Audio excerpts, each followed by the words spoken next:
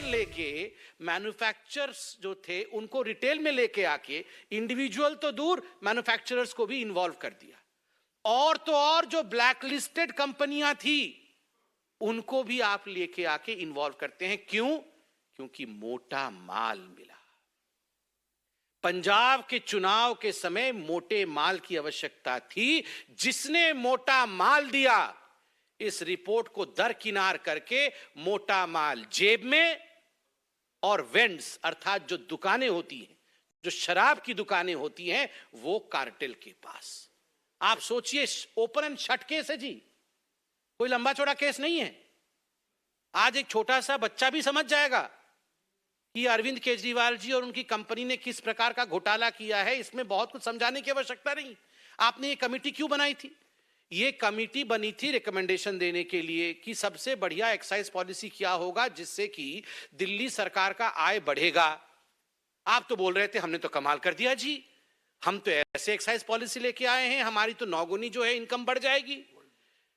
World का best है, सब कुछ तो इनका वर्ल्ड का बेस्ट ही होता है। इनका वर्ल्ड का दूसरा नंबर कुछ होता ही नहीं है, ये वर्ल्ड का सबसे बेस्ट ही होता है सब कुछ। अरविंद केजरीवाल जी जो भी करते हैं वो वर्ल्ड का बेस्ट होता है, दुनिया का नंबर 1। ये दुनिया की नंबर 1 एक्साइज पॉलिसी आप रिकमेंडेशन फॉलो नहीं कर रहे थे, ऐसा क्यों किया आपने? सबसे महत्वपूर्ण विषय इसमें आगे मैं आने वाला हूं। आप देखिए, ये जो रिटेल का काम दिया गया, इस रिटेल के काम में पूरे दिल्ली को जोन्स में बांटे गए। लगभग 32 जोन में दिल्ली को बांटा गया कि 32 जोन में एक एक करके कंपनी को उन्होंने लगा दिया कि तुम्हारा ये जोन हो गया, तुम जाके वहां पर दुकानें खोलो। एक जोन में लगभग 27 से 30 वेंड्स, जिसको अंग्रेजी में वेंड्स कहते हैं, या दुकान, ये शराब के ठेके, ये ठेके एक एक कंपनी को एक एक जोन में 27 से 30, और एक एक कंपनी को 2 जोन दिए गए। जितना जितना मोटा माल मिला उसी हिसाब से दिया गया। तो एक एक बड़ी बड़ी कंपनियों को, ब्लैक लिस्टेड कंपनियों को ये 2-2 जोन दे दिए गए, अर्थात एक एक कंपनी को लगभग 55 दुकानें, 54-55 दुकानें एक एक कंपनी को मिल गई। अब आप सुनिए क्या होता है। ये जब हमने प्रेस कॉन्फ्रेंस किया, जब एलजी ने रेड फ्लैग किया, कन्फॉर्मिंग नॉन कन्फॉर्मिंग जोन, ये सब बातें सामने आ गई, कैबिनेट का रेट्रोस्पेक्टिव डिसीजन लेके वापस किया, मीडिया ने सच दिखाया, तो इन्होंने एक्साइज पॉलिसी वापस ले लिया। मगर वापस लेने से पहले की कहानी आप सुनिए। मैं कागज भी लेके आया हूं, हमारे पास कागज है। हम वो आम आदमी पार्टी की तरह बिना नाम लिए कुछ नहीं करते हैं, सब कुछ कागज के साथ करते हैं। 31 मई विगत महीने 31 मार्च पहले, विगत वर्ष 31 मार्च को 4 जोन के जितने रिटेलर्स थे उन्होंने अपने वेंड्स अर्थात ठेके सरेंडर कर दिए।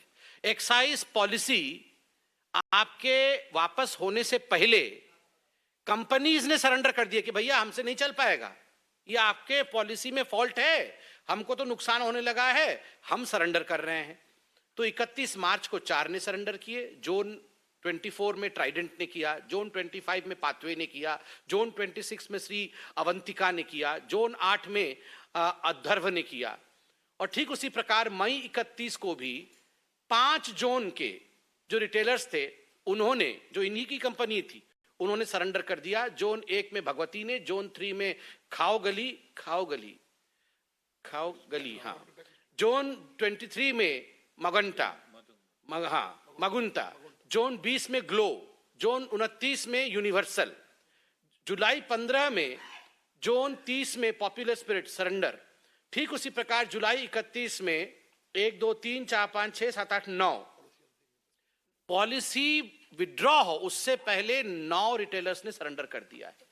कुल मिलाकर 19-20 रिटेलर्स जिनको इन्होंने ठेके दिए थे, हमसे ना हो पाएगा, पैसा तो हमसे आपने ले लिया, अब हमारा क्या होगा, ये कह के ये 19 कंपनियों ने सरेंडर कर दिए, हाथ खड़े कर दिए। तब जाके इन्होंने दिल्ली एक्साइज पॉलिसी वापस लिया। मतलब इनकी तो एक्साइज पॉलिसी पहले से बैठ गई थी। इनकी खुद की कंपनियां जिन्होंने इनको पैसे दिए थे, कमीशन दिए थे, वो तो खुद सरेंडर करके बैठे हुए। आप बताइए, 19 जोन के लोग सरेंडर कर रहे थे और मार्च के महीने से सरेंडर कर रहे थे। किस हिसाब से मनीष सिसोदिया और इनके तमाम लोग जो प्रेस कॉन्फ्रेंस कर रहे थे और कह रहे थे करोड़ों करोड़ों रुपए का नंबर 1 दुनिया का प्रॉफिट हमें हो रहा है, कैसे हो रहा था? आपके तो खुद के लोग यहां सरेंडर कर रहे हैं, एक्साइज पॉलिसी वापस लेने से पहले सरेंडर कर रहे हैं।